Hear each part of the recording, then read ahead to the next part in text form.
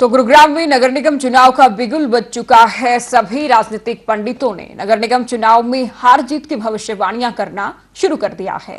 दूसरी तरफ चुनावी मौसम में उम्मीदवारों ने वादों की झड़ी लगा दी है। चुनावी रणभूमि में चुनाव आयोग ने जिस तरह से शंखनाद किया है, सभी योद्धाओं ने चुनाव लड़ने की तैयारियां कर ली हैं।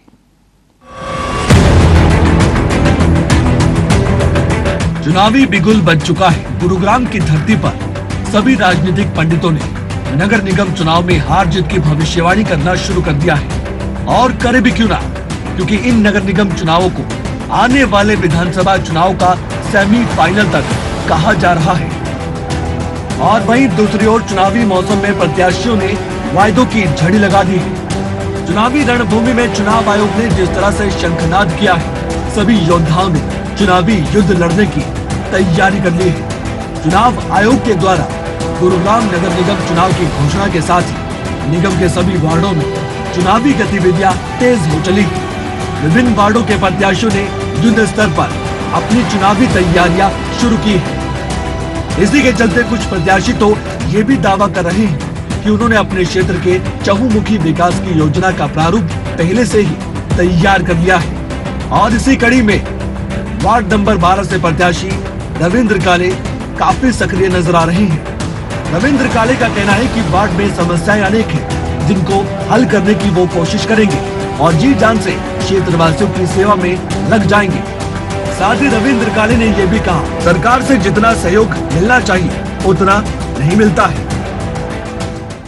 देखो, समस्याएं तो बहुत है वार्ड में, कुछ पूरी भी हुई है, लेकिन जो हमारे पिछले पार्षद जी अटलवीर जी थे, उन्होंने काम भी काफ़ी कराया है। लेकिन समस्या तो हमारी सरकार ने जो अब की बार है काम ही नहीं कराया बिल्कुल। कुछ सरकार का भी इसमें पूरा रोल है, अहम रोल है।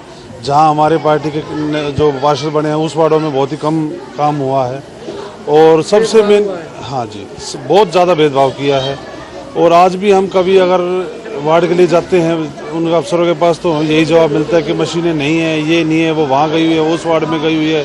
मतलब पार्टी के साथ एक बहुत ज़्यादा भेदभाव किया। एक और जहां हर प्रत्याशी अपने वार्ड वासियों को अपनी नीति बताने और वोट की अपील करते हुए नजर आते हैं, तो वहीं प्रत्याशियों के माता पिता भी अपने बेटों के द्वारा किए जा रहे इस संघर्ष में विजयी बनाने के लिए कमर कस रहे हैं। इसी के चलते जिस माँ को आप देख रहे हैं, ये माँ भरी दोपहरी में घर घर जाकर लोगों को अपने बेटे की योजनाओं और नीतियों से अवगत करवाने का काम कर रही है। बेटे को इन नगर निगम चुनाव में विजयी बनाने की गुजारिश भी ये मां करती नजर आती है।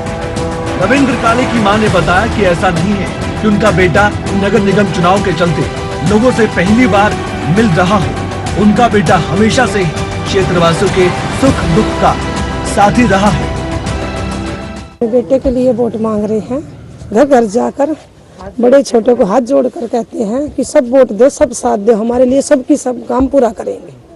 पानी की सुविधा का कम है, 1 नंबर गली में लड़का लड़क रहा है, सारा काम पूरा करवाएगा वो। तो आपको जब लोगों में मिले सबके, तो कैसा रिस्पॉन्स मिला, कैसा मिला आपको भी? अच्छा मिला मुझे। 5 नंबर 4 नंबर खूब उसने हमारा साथ दिया। अब हम आपके साथ है, लड़का भी आपके साथ रहेगा, हर वक्त खड़ा रहेगा। नगर निगम चुनाव में यूं तो सभी प्रत्याशी जी तोड़ मेहनत में जुटे हैं, लेकिन अपनी नीतियों और योजनाओं को लोगों तक पहुंचाने में कौन प्रत्याशी कितना सफल होता है और लोग अपने सच्चे प्रतिनिधि को कैसे पहचानते हैं, ये देखना दिलचस्प होगा। गुरुग्राम से ब्यूरो रिपोर्ट, खबरें अभी तक।